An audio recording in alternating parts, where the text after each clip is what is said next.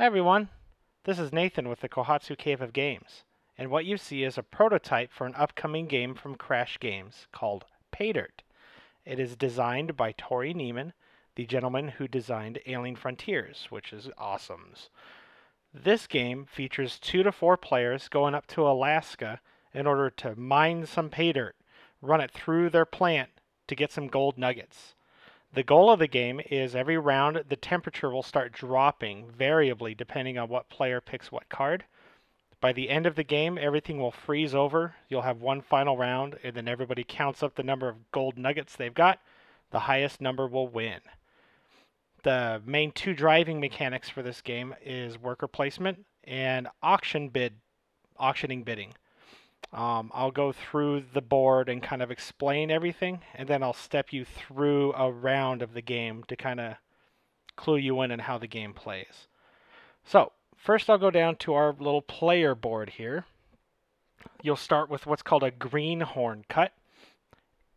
Folks that aren't in the know with their Discovery shows, greenhorn means newbie. So this is your newbie cut filled with nothing but barren pay dirt.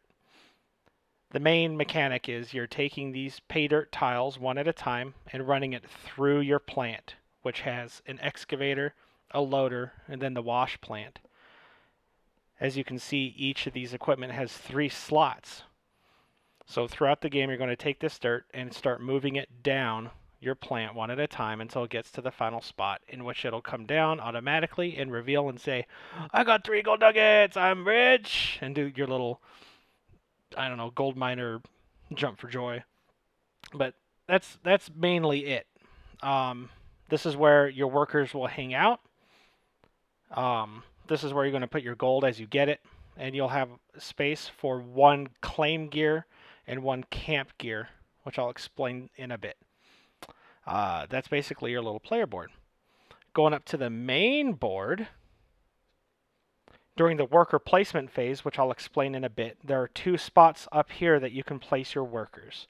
One is called the sales office. Every worker that you place here, each worker can sell up to 2 gold nuggets for $3 each. So one guy can potentially make $6. However, it costs you 2 VP points, 2 gold nuggets. So it's kind of a risk-reward thing. If you go here to the gear supplier, that's where you get to pick up a new camp or claim gear for your home. That's basically what that is. If you go over here, these are the items that you'll be auctioning on every turn. There's 3 categories of stuff. The first category is equipment. I'll bring this in so you can see it all nice and close. This is a deluxe loader, and this bid thing up here means that's the minimum amount. If you start a bid on this, you have to start it at 5. It is awesome because it only has 1 slot in it instead of 3, so you're increasing your gold, your pay dirt production by 2, since you only have 1 slot here instead of 3. Your equipment upgrades generally do that. There'll be upgrades of your existing equipment. So if you win this, then you'll just take it, place it there, and now you've only got 7 slots instead of 9 to push your pay dirt through, making everything more efficient. That's one thing that you can purchase over here. The claims that you get are finite. The dirt does not grow back. So another crucial thing to pick up is more claims. So same premise, there's a minimum bid in order to jump in on this claim. And there are 3 categories of dirt. There's barren, promising, and rich. This particular claim has 1 promising and 1 rich. So if you win this tile, you'll pick a promising and rich pay dirt deal without looking at it and place it on the claim, and that becomes dirt then you can process through your plant. Rich obviously gives you the most VP over promising and over barren. So items with rich pay dirt is highly sought after because the potential for VP is great. Finally is personnel. Everybody went up to Alaska with 5 people, and you can add extra personnel to your camp to increase your number of workers. This guy, for example, is Butch Deadlift. The minimum bid of 3. He actually doesn't give any special skills or anything, but since he has the strength of 2 men, he adds 2 meeples to your personal supply. So if I picked up this guy and I went back home, this guy would just go off to the side, and immediately I would just get 2 more guys, which is pretty nice in a worker placement game to get more workers. There are other personnel cards that have immediate effects that are pretty nice. This guy adds 1 worker to your supply, and in addition, you pay 1 less when you buy a claim. So you could pick up this guy first, and then immediately in the same turn start underpaying for your claims. So there's a bunch of different workers that do a bunch of different things, but that's basically it. All right, so let's jump into the phases of the game. There's this little dude that's the start player. He's called the head miner. That will rotate every turn. So I'll talk as if we are the head miner for this turn. The first phase is the auction phase, as I said, which means the head miner can open up an auction. They can pick any item that they wish. They have to be at least the minimum bid, or they can start the auction higher. So say I want this super loader. So I'll bid 5 for that because that's the minimum price for it. Then it'll go clockwise, where people can either raise or pass. If you raise, you can raise in any dollar amount. If you pass, then you permanently pass for the rest of this item's auction.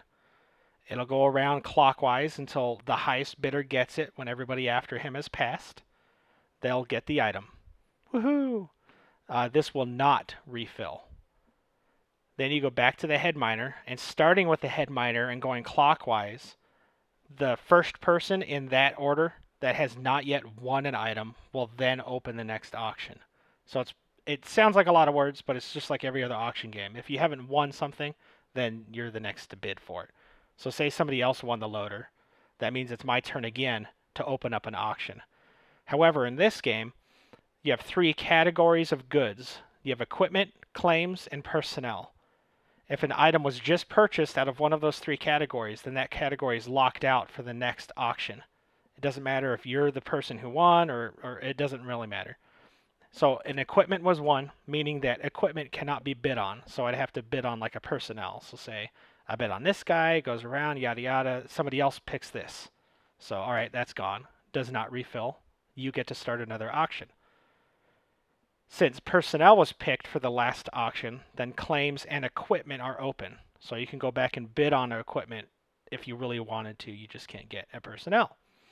So this will go around until one of 3 things happens. Either everybody passes on an opportunity to bid, or everybody runs out of money, or the number of items that were purchased equals the number of players, which usually is what happens. So in a 4-player game, 4 things were bought. Then the auction phase is closed down, and you go on to the next phase, the work phase. So let's do that. The work phase is where you assign your workers. There are a couple of spots where you can do this, and everybody does this simultaneously. Every worker that you place up here means that they will activate for the particular piece of equipment that they're attached to. If you assign a guy down here, they will repair the equipment as it takes damage. The general rule of thumb for this is that your workers, when they're operating a machine, will pull a good from its left to the right. So say, for example, I set everything up like this. These guys I don't have because you normally start the game with 5. So once everybody is set and all the workers are set, then it goes back to the start player, and they activate their meeples one at a time in any order that they choose. So I'll activate this guy. He goes back home, and his action was to pull a piece of pay dirt, and it doesn't matter if it's left or right. I can pick any one of these, whatever I feel like, and it pulls into that first slot. The next pay dirt is now trapped. It cannot move forward because pay dirt cannot hop over each other. So this guy pulls this dirt along. Then this guy pulls a new piece of dirt into the machine. Now this is a good point to tell you about equipment fatigue, equipment damage. Every time a piece of dirt enters a new piece of a new section, that section will take 1 damage. So since this dirt moved in this turn, that takes a damage. That guy moves in, takes a damage. If I had known ahead of time that was going to happen, then I could have sent a guy here instead of somewhere else. Each guy sent down below can remove 2 cubes. So you can kind of play around with your turn to make everything the most efficient possible. The penalty for this filling up with damage is that it cannot accept any new dirt. It can run what's in it, but it can't accept anything new until there's some damage that's been removed. So that's how damage works. So back to the game. This guy's down here. This guy will pull this over here. Then this guy will pull this over here, causing 1 damage cube for the new equipment that I moved into. That would be my entire turn. It's done. I've basically just... Oh, well. Got to catch all my errors. That is how the turn would end up looking like.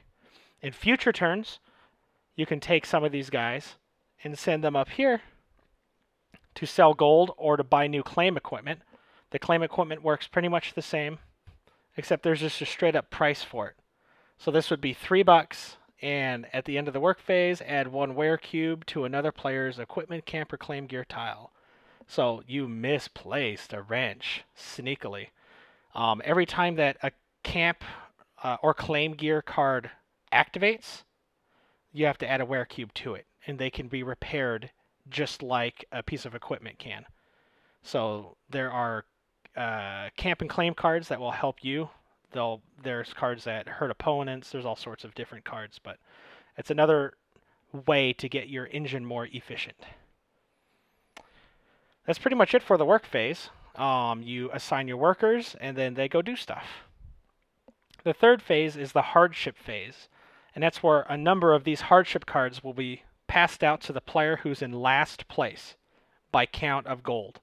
If there's a tie, then you start with the head miner, go all the way clockwise as you can, and that player gets the cards first. These cards are like, well, they're hardship cards. They're all painful. So the player in last place will get, say there's 3 players in the game, they'll get 3 cards, and they'll have to look through the cards and determine which one they want. So this one is, give all of your equipment 1 wear cube immediately, because it was very harsh weather. Or lose a gold nugget if possible, because it wasn't real gold. Or, oh woohoo, nothing bad happens. So obviously, if I went last, I'd take this, and the remaining cards would go to the person next lowest in line for VP, for gold count. So that's that. So these cards will get passed out. So say I'm the one who's in last place, and I got this. So everybody reveals their hardships, everybody explains what their hardship does, and then whoever is the head miner, the start player, whatever this number is in the cloud, is how far down the marker goes. So this would drop down just 1 degree. And then the next, that phase is over. The final phase is the income phase, and that's where everybody earns $2. Pretty straightforward, but there's equipment and there's personnel where stuff will trigger during that phase to increase your income, decrease, all sorts of stuff. But that's it. Then that passes to the next player clockwise, and you just play another turn. And you keep going round and round and just getting new claims, running your equipment, making sure it stays repaired, trying to stay ahead of the other players. Multiple people can take up any of the spots. So if you send 2 people up to the gear supplier and you're first, then that means your 2 guys will activate and you can pick up 2 things from there, bring it back home, and then it goes in player order, essentially, is what I'm trying to get out of my mouth. The other thing that happens during the income phase, totally forgot to talk about it, is everything refills. So that's where, like, say, this is how the board looked at the end of the turn. Then 1 new equipment would show up, and 1 new personnel would show up. and nothing would wipe or refill or anything. Everything kind of stays stagnant until purchased. So that's Pay Dirt in a nutshell. If you like what you see, go ahead on Kickstarter and back the project. This is Nathan with the Kohatsu Cave of Games saying goodbye. Goodbye.